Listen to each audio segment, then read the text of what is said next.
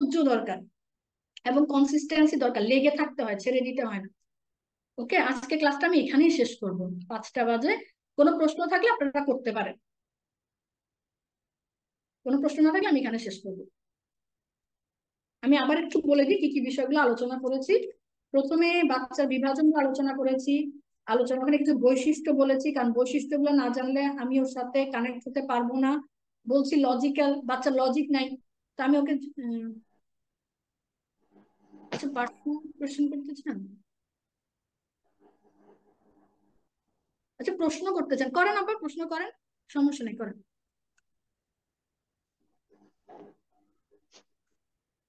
প্রশ্ন করেন। আসসালামু আলাইকুম। ওয়ালাইকুম আসসালাম। আম, আমি শুনলাম অনেকক্ষণ ধরে। আর আমি আসলে নিজের প্যারেন্টিং নিয়ে অনেক স্টাডি করি। তো আচ্ছা আমার আচ্ছা। বাচ্চাদের বয়স হচ্ছে একটা 3 বছর আর একটা হচ্ছে 10 মাস। হুম। আমার 3 বছরের বাচ্চাটা এতদিন আলহামদুলিল্লাহ ভালোই ছিল। তো যখন 1.5 বছর বয়সে আমি প্রেগনেন্ট হই তখন থেকে আমি ওকে সেভাবে বুঝাই ব্যাপারটা যে নতুন বাবু আসবে, এবং আমি হচ্ছে ওকে কোলে নেওয়াটা বন্ধ করি এবং ওটা সে ভালোভাবে একসেপ্ট করে। প্লাস ওকে যে ফুড হ্যাবিট গুলা সেগুলো সে আমার সাথে বা ওর বাবার সাথে খুব ভালোভাবে একসেপ্ট করে। প্রবলেমটা হচ্ছে যখন ওর নানা নানির কাছে যায়, মানে আমার নিজের প্যারেন্টস, তখন হচ্ছে সে পুরাই বকে যায়, যেটাকে বলে। আমার বাবা মা ডাইরেক্টলি ওর সামনে, না না না তুমি বেশি করছো, না না না কেন নিতে পারবো না, কোলে আসো আসো, কোলে আসো কোলে আসো, মানে যে যে জিনিসগুলোকে আমি মানা করছি তার ঠিক সেই সেই জিনিসগুলাকেই ওকে দিচ্ছে, যেটা যে ও ওই নানানির জায়গাতে প্রশ্রয় পাচ্ছে। হুম।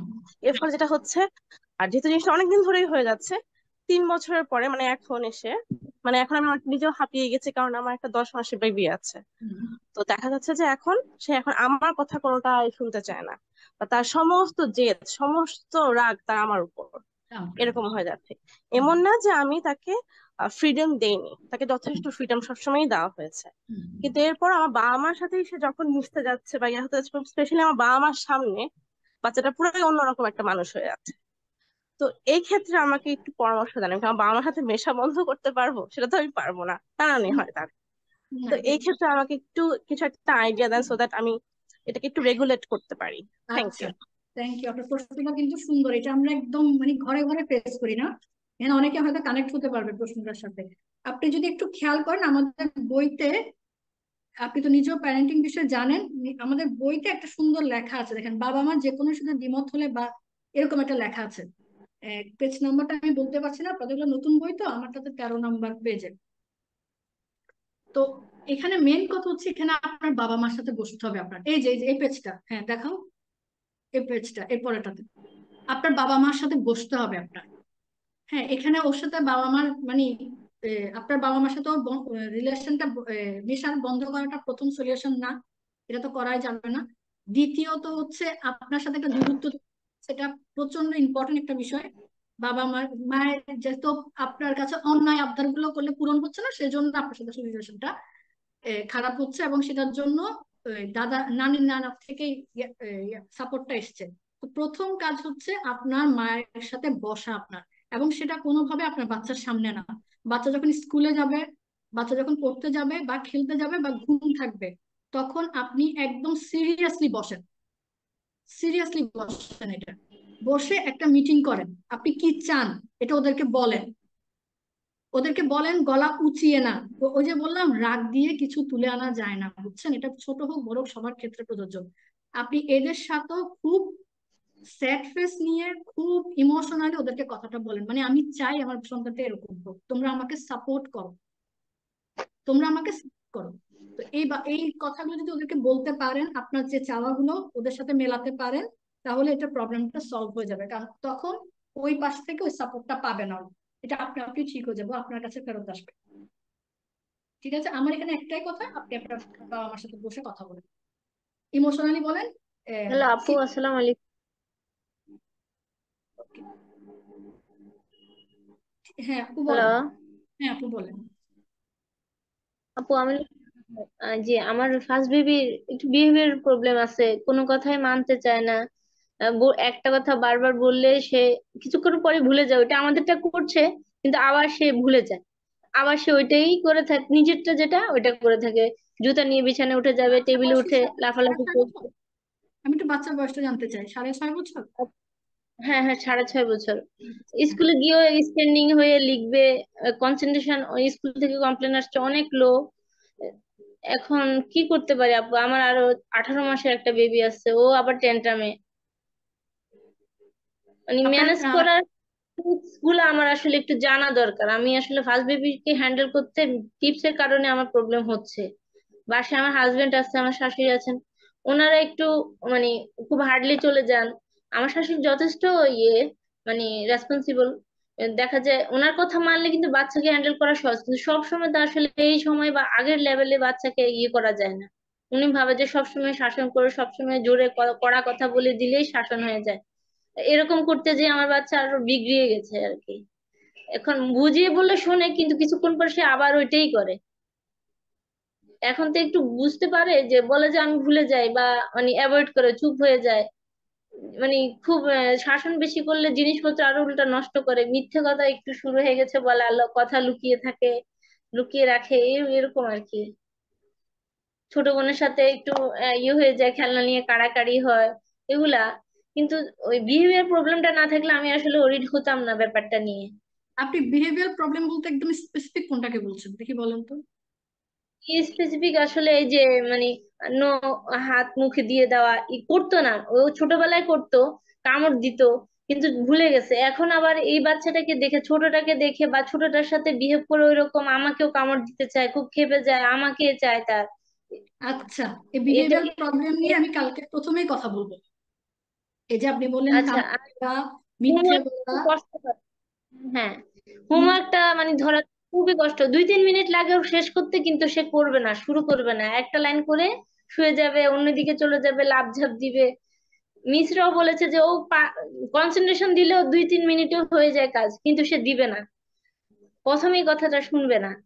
প্রথমে কথাটা শুনবেন, একটা কথা বলি আপনাকে, আপনি যে প্রবলেম গুলো বলেছেন এগুলো সব কালকে আমি আলোচনা করবো, এখানে রুটিন আছে ওর জন্য, আর বিহেভিয়ার প্রবলেম আছে ওটাতে কি করতে হয় ওটাও আমি বলবো। স্পেশাল যদি আমাকে রুটিনটা একটু ইয়ে করে দিতেন, ঠিক করে দিতেন, আমি রুটিনটা ঠিক করতে পারছি না। আর আমার একটু প্রবলেম আছে, আমার খুব মানে রেস্ট নিয়ে ঘুমাতে হয়, আমার একটু প্রবলেম আছে ঘুমের। যে সকালে আমি খুব আর্লি একদম উঠে যে তাকে ডাকতে পারি না, 20 মিনিট হাতে রেখে ডাকি, কিন্তু তারপরে সে উঠবে না, শেষ মুহূর্তে উঠে খুব দৌড়ে খুব গোগ্রাসে খেয়ে দিয়ে তার স্কুলে পাঠাতে হয়, এইটা খুব আমি প্রবলেম ফেস করতেছি। আচ্ছা ঠিক আছে, কালকে যখন রুটিনটা দেখাবো ওখানে আসবে, যেহেতু পারবেন? আপনার বাচ্চাটা 6.5 বছর হয়ে গেছে তো, এখন তো সে জি জি। আর পড়ালেখার বিষয়টা আমি একটু কথা বলবো কালকে। হ্যাঁ, জি এখানে জি। আমাদের আসলে অনেক জি কিছু আপু। আমাদেরও করার আছে, স্কুলেরও করার আছে। তো সবকিছু আর যে একটা মানে এর মধ্যে একটা কথা বলে রাখি, আপনাদের সবার ক্ষেত্রে প্রযোজ্য, কোনো কিছুর জন্য অধৈর্য হবে না। অধৈর্যের কারণে বাচ্চার ক্ষতি হয়, লাভ হয় না, খুব ক্ষতি হয়ে যায় বাচ্চা। হ্যাঁ, আমাদের একটু বড়দের একটু ইয়ে আছে যে ধৈর্য ধরার ইয়ে কম, ও খুবই ইরিটেট করে, এই জন্য আর ধৈর্যটা থাকে না। ধৈর্যটা থাকে না। আপনাদের বইতে দেখেন একটা পেজ আছে, আমি তো আগে তো 5টা ক্লাস হতো তখন নিতাম, স্ট্রেস ম্যানেজমেন্ট, আমরা মারা প্রচন্ড স্ট্রেসে থাকি, স্ট্রেস ম্যানেজমেন্ট, একটা হ্যাঁ একটা একটা কাগজই আছে দেখেন আপনাদের মাদের জন্য বলে লেখা। এটা আপনাদের জন্যই লিখেছি, আপনারা একটু এটা একটু পড়বেন, এটা একটু পড়বেন আপনি নিজে পড়ে, আর একটু ব্রিদিং এক্সারসাইজ করবেন, ধৈর্য ধরে আমাদেরকে আসলে প্রসেসে যেতে হবে। আপনি যে কথাগুলো বললেন আজকে বিহেভিয়ারাল প্রবলেম নিয়ে, আমি ওগুলো নিয়ে কালকে আলোচনা করবো, ওখান থেকে কিছু পেয়ে যাবেন। আর বাচ্চাকে না অনর্গল একটা কথা বলবেন, এটা আমি কালকে বা পরশুদিন পড়াবো, বা সময় না থাকলে আমি দরকার হলে একটা এক্সট্রা ক্লাস হ্যাঁ। নিব। একটা কথা বারবার রিপিট জি করতে জি। নাই, আপনারও বিরক্ত লাগবে। আপনাকে যদি কেউ বলে এই পানি দাও, আবার একটু পরে হ্যাঁ, বলে পানি, আবার একটু পরে পানি দাও, হয়। আপনার কিছু লাগবে। হ্যাঁ, একটা করতেছে, বাবা করতেছে, দাদিও করতেছে, একই ডিরেকশন তিনজনেই দিচ্ছি। তা হ্যাঁ। আমি সবাইকে আসলে আমি টাচ করতে পারি না, আসলে আমি মা বুঝতে পারতেছি, কিন্তু ওনারা তো আসলে ওনাদের শব্দ সামনে বলে দেওয়া যায় না বাচ্চার সামনে। না, তারপরেও বাচ্চা আমি বলতে প্রোটেক্ট নেই। করি, কিন্তু আসলে হয়ে ওঠে না। এখানে একটা একই হচ্ছে ডিরেকশন। ইনভলভমেন্ট ইনকনসিস্টেন্সি প্যারেন্টিং বললাম না, ইনকনসিস্টেন্সি প্যারেন্টিং আমি ভেবেছিলাম কালকে কথা বলবো, আজকে একটু বলি, আপনারা যখন একই কথা বলছেন সবাই। ইনকনসিস্টেন্সি প্যারেন্টিং কিন্তু যৌথ ফ্যামিলিতে বলেন, ইয়া তো হয়, নিউক্লিয়ার ফ্যামিলিতে হয়, অনেক বেশি হয়, ফ্যামিলিতে একটা কনসিস্টেন্সি নাই। এটা যৌথ ফ্যামিলিতেও থাকে না, অনেকটা জি বাবা জি মা থাকে না, মানে একই কথা। বাচ্চা অ্যাডভান্টেজ নিতে শিখা যায়, যেটা আপা একটু আগে বললেন, রিফাত আপা।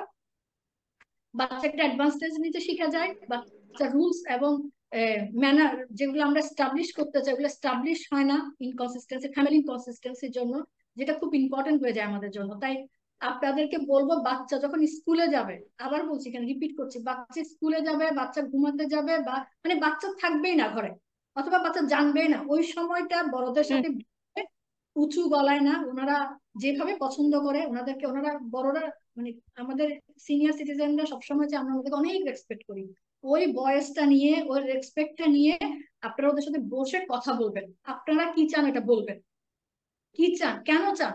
এই যে বললাম না কিছুদিন পর যেন আমাকে থ্রেটটা সহ্য করতে না হয়, মা আমি এসএসসি পরীক্ষাটা দিব না, এটা এখন মানে ভুরি ভুরি, এটা ভুরি ভুরি, মানে থ্রেট দেয় বাচ্চারা মা বাবাকে, যেটা কখনো হওয়ার কথা ছিল না। এটা একটা ইনকনসিস্টেন্সি প্যারেন্টিং জন্য হয়, ফ্যামিলির ইনকনসিস্টেন্সির জন্য, আরেকটা হচ্ছে ওই যে পারমিসিভ প্যারেন্টিং জন্য হচ্ছে।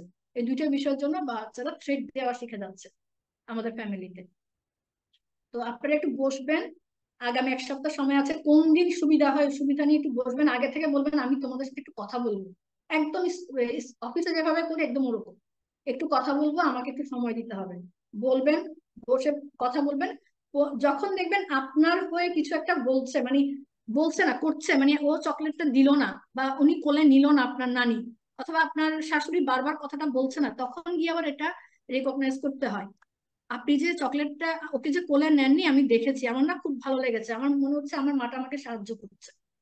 বা আপনার শাশুড়ি বারবার কথাটা বলছেন, আপনি কি বলবেন, মা আপনি যে আর বলেননি সেকেন্ড টাইম কথাটা, আমি এটা খেয়াল করেছি, আমি এটা খেয়াল করেছি এবং আমার খুব ভালো হুম লেগেছে, আপনি আমাকে সাহায্য করছেন। এই রিওয়ার্ডটাও দিতে হয়, মুখের রিওয়ার্ডটা আর কি, এটাও একটু মেনশন করে দিতে হয়, তখন ওনারাও ইন্সপায়ার হয় এটা করার জন্য। একদম মানে বড় ছোট সবার জন্য না একই টেকনিক, এগুলো বিহেভিয়ারাল সায়েন্স, তো এগুলো একই টেকনিক সবগুলো। ঠিক আছে, আশা করি কালকে ইনশাল্লাহ আবার আমাদের 3টা 30-এ দেখা হবে, তখন এই কথাগুলো নিয়ে আমি আবার কথা বলবো, আবার আলোচনা করবো। আজকে যাই, ধন্যবাদ।